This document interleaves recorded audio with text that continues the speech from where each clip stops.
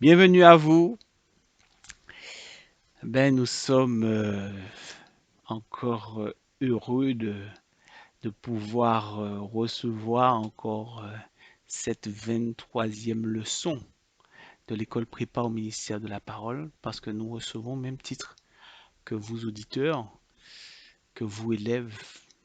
Oui, nous recevons de l'enseignant des enseignants du Seigneur, du Saint-Esprit, la révélation de ces choses qui sont cachées. Oui, le thème de cette 23e leçon est la vie à travers la foi. Vous êtes à l'école prépa au ministère de la parole. Première classe, oui, répondre à l'appel du royaume de Dieu dans le thème la foi chrétienne normale. Et nous sommes encore réceptifs. Il nous faut l'être. Et je vous les invite encore à l'être, à être réceptifs. Oui, la vie à travers la foi. Bonne écoute à vous. Voilà, nous allons donc entamer cette 23e leçon, la vie à travers la foi, en prenant donc deux versets bibliques. Un dans Jean au chapitre 19, du verset 28 au verset 37, et après on va prendre un Jean, donc la lettre de Jean, un Jean au chapitre 5, et on va lire du verset 6 au verset 12. Donc, pendant que vous prenez la Bible, je vous rappelle que cette 23e leçon fait suite à la 22e, Christ comme la vie dans l'esprit, où nous avons vu que autant que que Dieu s'est fait homme en la personne de Jésus-Christ pour payer le prix, pour que nous ayons donc, par cet acte de justice, nous ayons donc la justification, et par la crucifixion de la co-crucifixion, nous avons été crucifiés avec lui à la croix. Notre vieil homme donc a été est mort, et nous avons cette nouvelle vie, donc la place est faite au nouvel homme. Mais en plus de ça, que Christ s'est dépouillé de cette chair qu'il avait lui-même, qui le limitait, et qui faisait qu'il ne pouvait être qu'en un lieu comme nous, hein, en même moment. Donc, il est devenu Christ en esprit, et par ce biais, il peut donc communier avec nous, en rentrant en nous, en demeurant en nous, par l'esprit. Tant qu'il était chair, il ne pouvait le faire, mais en étant esprit, avec le nouvel esprit que nous avons reçu, il y a communion, tout comme le Fils communiait avec le Père, Christ communiait avec son Père, nous communions avec Christ par le Saint-Esprit, et qui fait comme par ce biais, nous communions avec le Père. Voilà, donc là nous allons prendre Jean au chapitre 19 et on va lire du verset 28 au verset 37. Après cela, Jésus, qui savait que tout était déjà accompli, dit, afin que l'écriture se réalise pleinement, j'ai soif. Il y avait là un vase plein de vinaigre. Les soldats en remplirent une éponge, la fixèrent à une branche d'hysope et l'approchèrent de sa bouche. Quand Jésus eut pris le vinaigre, il dit, tout est accompli. Puis, il baissa la tête et rendit l'esprit. C'était la préparation de la Pâque, et ce sabbat allait être un jour solennel. Craignant que les corps ne restent en croix pendant le sabbat, les Juifs demandèrent à Pilate qu'on brise les jambes aux crucifiés et qu'on enlève les corps. Les soldats vinrent donc briser les jambes du premier, puis du second des condamnés qui avait été crucifié avec Jésus. Quand ils s'approchèrent de lui, ils virent qu'il était déjà mort. Ils ne lui brisèrent pas les jambes, mais un des soldats lui transperça le côté avec une lance, et aussitôt il en sortit du sang et de l'eau. Celui qui a vu ces choses en rend témoignage et son témoignage est vrai. Il sait qu'il dit la vérité afin que vous croyiez aussi. En effet, cela est arrivé afin que ce passage de l'Écriture soit accompli. Aucun de ces os ne sera brisé. Ailleurs, l'Écriture dit encore, ils verront celui qu'ils ont transpercé.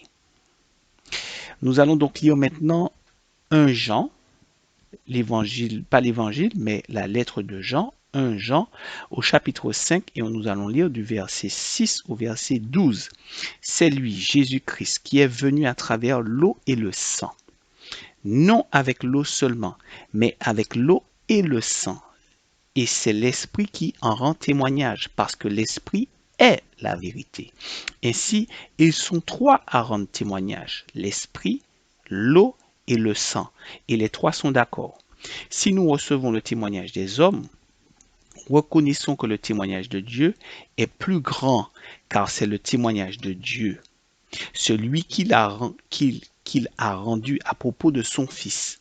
Celui qui croit au Fils de Dieu possède ce témoignage en lui-même. Celui qui ne croit pas Dieu fait de lui un menteur, puisqu'il ne croit pas au témoignage que Dieu a rendu au sujet de son Fils. Or, voici ce témoignage.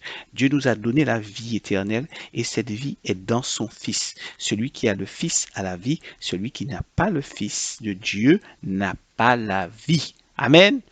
Amen. Je vous invite encore à ce que nous inclinions encore la tête en signe de reconnaissance et d'humilité pour pouvoir prier, demander encore l'assistance du Saint-Esprit, de l'Esprit de Christ pour pouvoir recevoir. Oui, la vie à travers la foi.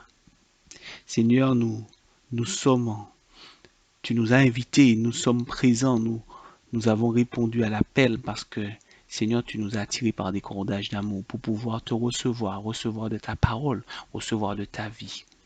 Alors qu'en cet instant, Seigneur, que ton esprit nous éclaire, oui, qu'il nous apporte ce que nous devons recevoir.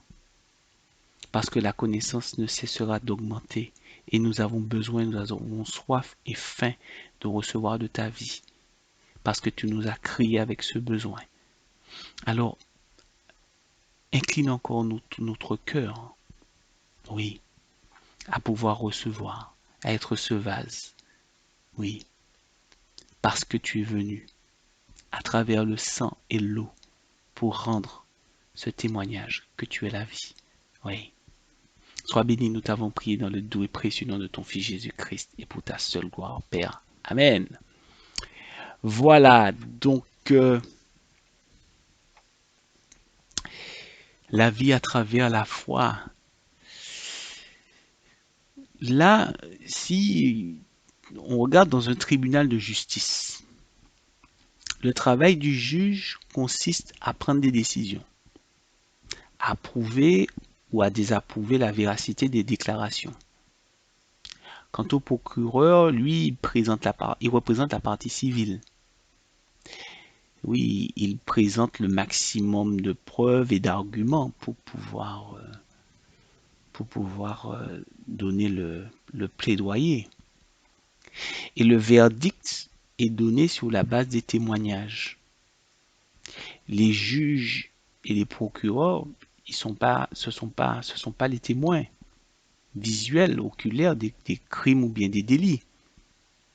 Ce sont donc des personnes témoins qui donnent leur témoignage après avoir prêté serment et juré de dire la vérité.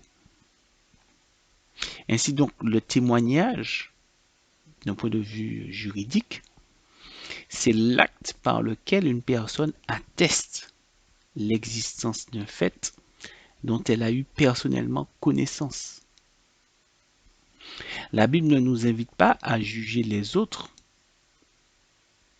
mais à juger les situations pour prendre les bonnes décisions. En somme, nos décisions doivent être prises dans le tribunal de notre conscience. Dieu nous a créés avec en notre fort intérieur la capacité de l'homme de juger des choses et d'évaluer son action. En somme, Dieu a fait l'homme juge de son tribunal de conscience. Étant limité dans le temps et dans l'espace, l'homme doit prendre ses décisions sur la base de ce qu'il est, bien sûr témoin, mais sur les témoignages des personnes de confiance. L'apôtre Jean dit dans ce verset que nous avons lu dans 1 Jean, au chapitre 5, il dit que celui qui croit au Fils de Dieu possède ce témoignage en lui-même. Il dit qu'il possède ce témoignage. On parle de possession d'un témoignage, comme d'une preuve en lui-même. L'apôtre, donc, il amène le fait que la foi chrétienne donne à celui qui croit de posséder dans son tribunal de conscience un témoignage hors du commun, à la barre du tribunal, en somme. On fait venir plusieurs témoins. Il y a des personnes qui viennent témoigner, qui peuvent vous donner des témoignages de ce qu'ils ont vécu du Seigneur, en somme. Oui.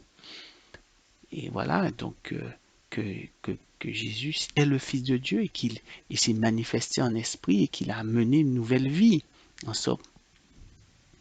Mais là, l'apôtre Jean dit que le témoignage là du Fils, que Jésus c'est le Fils de Dieu, c'est Dieu lui-même qui est venu donner ce témoignage. En somme, Dieu s'est dévoilé au monde, en somme, et puis il est venu et il a manifesté les choses. C'est Dieu lui-même qui est venu à la barre, alors que lui c'est qui est le créateur du ciel et de la terre, et donc il s'est, en toute humilité, il vient et en tant que témoin, et il dit voici mon fils, et il prouve que c'est son fils. Et quand son fils, il donne la vie. Ne pas croire, ne pas le croire, ça veut dire c'est faire de Dieu un menteur dans notre conscience. Ça veut dire que quand on ne croit pas que Jésus c'est le Fils de Dieu, d'accord, on fait Dieu menteur. Et toute la base de notre jugement, le jugement qu'on pourrait porter au niveau de notre conscience vis-à-vis de Dieu, tout est faussé en somme. Tout est faussé parce que il y a, nous ne pouvons percevoir aucun autre témoignage venant de Dieu si nous ne recevons pas celui-là. Parce que toute la Bible, tout ce qui s'est manifesté, se manifeste pour la révélation de Christ, qui est le Oint, qui est le Fils de Dieu. Aucun autre témoignage de la Bible ne comporte autant de témoins. Oui, il y a quel que soit, que ce soit dans l'Ancien Testament et autres, il n'y a pas le Fils, la révélation du Fils de Dieu, qui est né d'une vierge, qui a rendu ministère, et autres avec les nombreux miracles et autres. Ensuite, sa crucifixion, la résurrection et autres, et que Dieu s'est manifesté, qu'il a dit une première fois au baptême, voici mon fils, et autres. L'étoile à sa naissance, l'étoile du berger, voilà. Et tout, il y a de multiples preuves, il y a tout pour la révélation que Jésus, c'est le Fils de Dieu. Dieu lui-même est venu à la barre avec tous ces témoignages pour manifester que c'est Dieu. En plus, Jean dit, l'esprit, l'eau et le sang rendent tous les trois témoignages et que les trois sont d'accord. On l'a lu dans 1 Jean.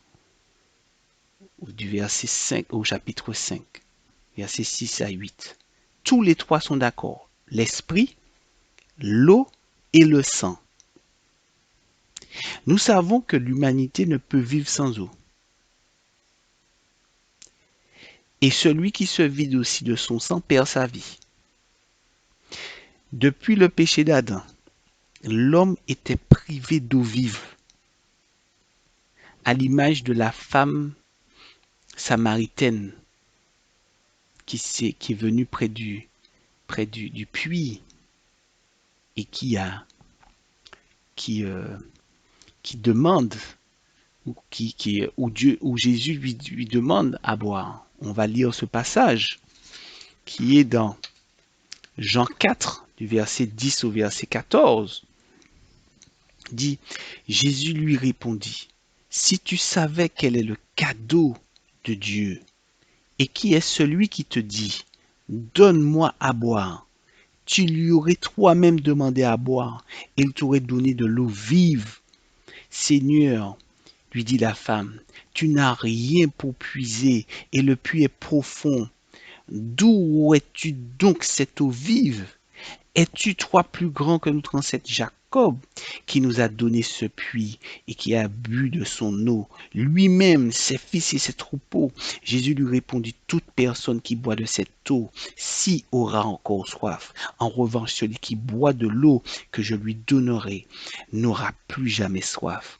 Et l'eau que je lui donnerai deviendra en lui une source d'eau qui jaillira jusque dans la vie éternelle. Oui, oui, l'eau, on dit chez nous, l'eau c'est la vie. L'eau c'est la vie. Et Dieu a témoigné que en son Fils, c'est la vie. Que Christ est la vie de Dieu. Oui, l'eau rend témoignage. Quand il a été percé sur les côtés, Jean était là pour pouvoir témoigner. Et il a attesté, il a dit, et il y avait des Romains, il a dit, est sorti de son côté de l'eau et du sang. De l'eau et du sang. Donc l'eau de vie est sortie de Christ. La vie, il est la vie. Et voyez-vous, le sang, pareil, la femme à la perte de sang, à l'image de la femme à la perte de sang. Qui a touché mes vêtements? Oui, Tu vois la elle, foule qui te presse? pendant Et tu 12 dis ans, qui m'a touché? elle perdait du sang. Et Jésus, quand elle a touché les bords du vêtement de Jésus, Jésus lui a dit, ta foi t'a sauvé. Il ne lui a pas dit ta foi t'a guéri. Il lui a dit ta foi t'a sauvé. T'a sauvé la vie. Donc ça veut dire que là, ce qu'elle a reçu, c'était ce qui avait de plus précieux. Elle a reçu la vie. Parce que c'est dans la vie qu'il y a le sang. Oui. Et c'est dans le sang qu'il y a la vie. Ma fille, Oui. ta foi t'a sauvée. Et elle n'a pas touché n'importe quelle partie du vêtement. Elle a touché le bord du vêtement. Et Sois guérie. le sacrificateur, le bord de ses vêtements, d'accord, il y avait des grenades, un signe, le fruit de grenade qui, avec cette couleur rouge qui est la couleur du sang, quand vous êtes en perte de sang, vous avez un taux de globules rouges assez bas, on vous invite à boire du jus de grenade. Et ça représente encore le sacrifice, son sang qui donne la vie. Il dit si vous ne buvez pas si vous mangez pas mon corps, si vous buvez pas mon sang, non, vous n'avez pas la vie, vous n'avez pas la vie éternelle. Donc, cette femme a touché le bord du vêtement. elle a touché, elle a pris de la vie de Christ. Et c'est pour ça que Christ dit, mais qui m'a touché? Il y a une force qui est sortie en Christ, en Jésus. Oui. Donc c'est la vie. Oui. Et Jean, et dans Lévitique 17, il est dit, Lévitique 17, du verset 10 au verset 11, si un Israélite ou un étranger en séjour parmi eux mange du sang, je me tournerai contre lui, contre celui qui mange le sang, et je l'exclurai du milieu de son peuple. En effet, la vie de naître est dans le sang. Je vous l'ai donné sur l'autel, afin qu'il serve d'expiation pour vos âmes. Car c'est par la vie que le sang fait l'expiation. Écoutez bien, la phrase dit bien, c'est par la vie que le sang fait l'expiation. C'est pas le sang qui fait l'expiation. Il dit directement, il dit, bien sûr, le sang amène l'expiation, le sang de Christ, le sang de la vie. C'est la vie, c'est par la vie. Donc c'est à travers Christ qui est la vie. Et que par son sang, on a l'expiation. Donc c'est une question de vie. Donc le témoignage que Christ est le Fils de Dieu, le fait de posséder ce témoignage et que Jean atteste, les gens disent mais j'atteste que c'est, Jean-Baptiste dit aussi, Jean-Baptiste dit c'est lui, et que le Saint-Esprit est descendu et s'est arrêté sur lui. Oui. Et Jean dit, l'eau témoigne, le sang témoigne, et l'Esprit aussi témoigne. Parce que l'Esprit est descendu sur lui et l'Esprit s'est arrêté et il a été ressuscité par l'Esprit. Donc les trois sont d'accord que Jésus est le Fils de Dieu et dans le Fils il y a la vie. La vie de Jésus est la vie de Dieu. Et Dieu a libéré sa vie par son sacrifice. Ce témoignage est que Dieu nous a donné la vie éternelle. Voici le témoignage que nous possédons dans notre tribunal de conscience.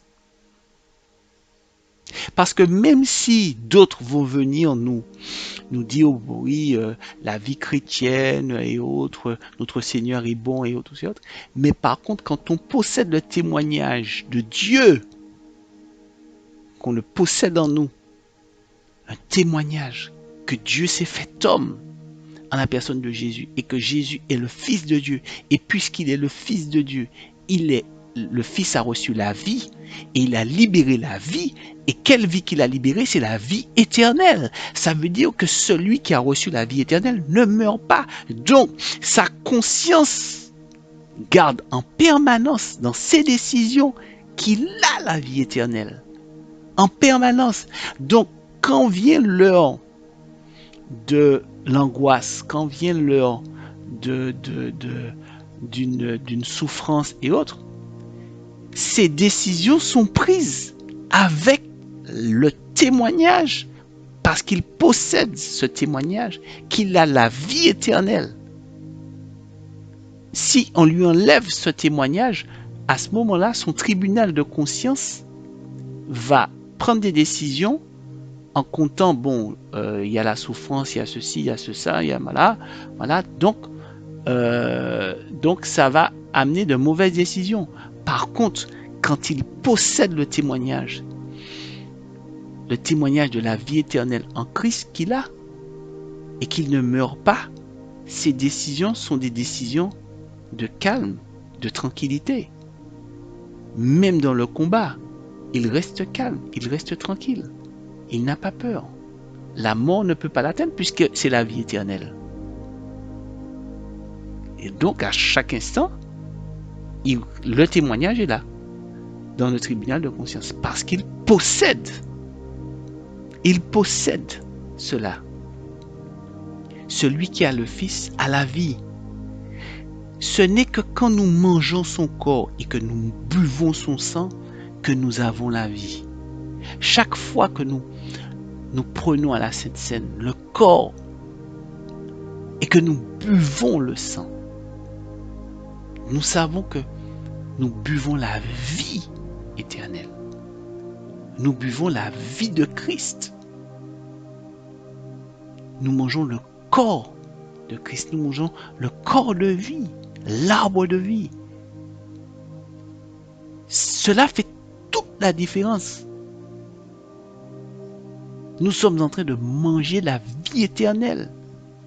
Nous sommes en train de boire la vie éternelle. Nous sommes en train de répondre aux besoins de notre esprit, de notre âme, de notre être tout entier et de notre corps.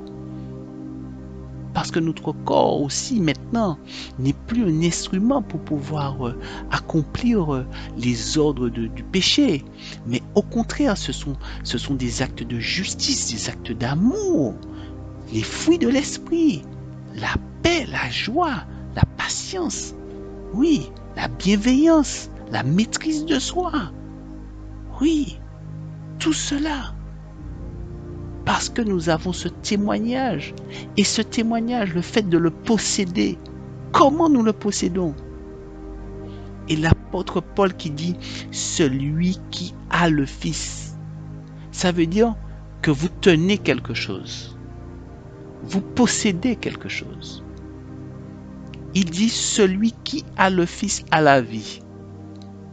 Et c'est là qu'on peut, si on prend la lettre, on prend la parole à la lettre, on dit, mais celui qui a le Fils a la vie, et celui qui n'a pas le Fils de Dieu n'a pas la vie. Ce qu'on a lu dans 1 Jean au chapitre 5 du verset 11 au verset 12. Mais il faut l'avoir. Mais comment on l'a? Comment avoir le Fils? Ça veut dire j'ai le Fils. Mais tout simplement, celui qui a le Fils signifie celui qui possède le témoignage que Jésus est le Fils de Dieu.